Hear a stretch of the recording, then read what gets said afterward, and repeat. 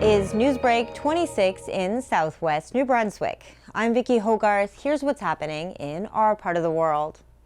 Dozens of Manan residents gathered on Route 776 on Friday for a demonstration advocating for the return of an air ambulance service to the island. The island has been without an air ambulance service since December of 2022. That's when Manan-based Atlantic Charter stopped operating as both a medevac service and a commercial airline after Transport Canada introduced new regulations over the number of hours pilots can fly. Atlantic Charters has been in contract negotiations with Ambulance New Brunswick since late 2022.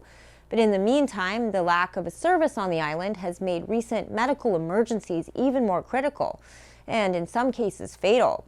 Carla Guptill wonders if her husband would still be alive if there had been an air ambulance service in February, when she found him unresponsive in their home. It took over 5 hours for an airlift arriving from Halifax to take him to the St. John Regional Hospital, where he died. We need a plane. I don't know that it would have made a difference for him, but those 5 hours could have been life-saving. We need a plane immediately. There's enough money in this province. Tatum Worthen decided to organize Friday's protest after she rushed her mother to the island hospital when she was showing signs of having a stroke. Without a CT scanner at the Manan Hospital and without an air ambulance service to rush her to St. John, her mother didn't make it by helicopter to the St. John Regional within the critical 4-hour window to receive an effective clot-busting drug for stroke victims.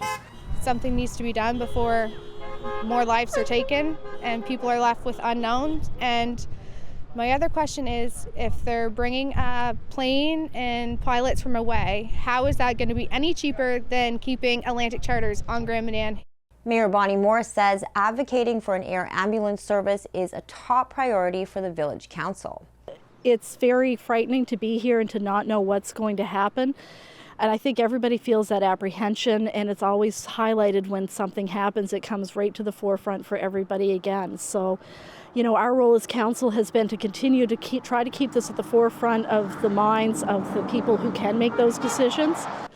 We've lost all these outside things, banks, morticians, and dentists, and you name it.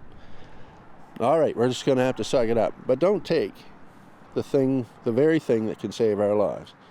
A house fire ravaged an abandoned home on Milltown Boulevard in the municipal district of St. Stephen on May 21st. A 42-year-old man from St. Stephen was discovered dead in the home by authorities. An investigation is underway to determine the cause of death with no signs of foul play detected. Service New Brunswick Minister Jill Green and St. Croix MLA Kathy Baucus were in McAdam on Tuesday to announce that Soleno Maritimes Incorporated has secured a $1 million contract for its pipe products through the New Brunswick First procurement strategy, a program aimed at supporting New Brunswick businesses with government contracts.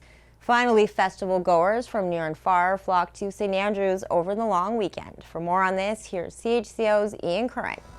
The 2023 edition of Paddlefest kicked off this past weekend for its 27th year, running in St. Andrews by the Sea.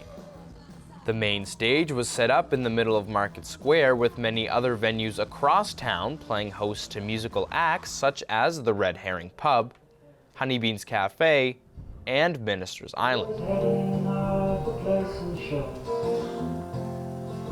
The festival attracts both Canadian and international talent, bringing them to our part of the world for 4 days of music and outdoor recreation.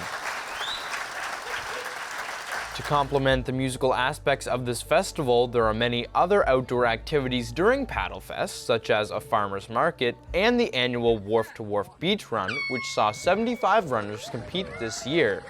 Though it was a bit chilly this weekend, passes were sold out and marked the unofficial start to summer here by the sea. Curran, CHCO NewsBreak26, St. Andrews. Thanks, Ian. That's all the news I have for you. For more stories and online exclusives, follow us on Facebook at chco.tv. A news and public affairs production of CHCO TV, New Brunswick's only source for independent community television.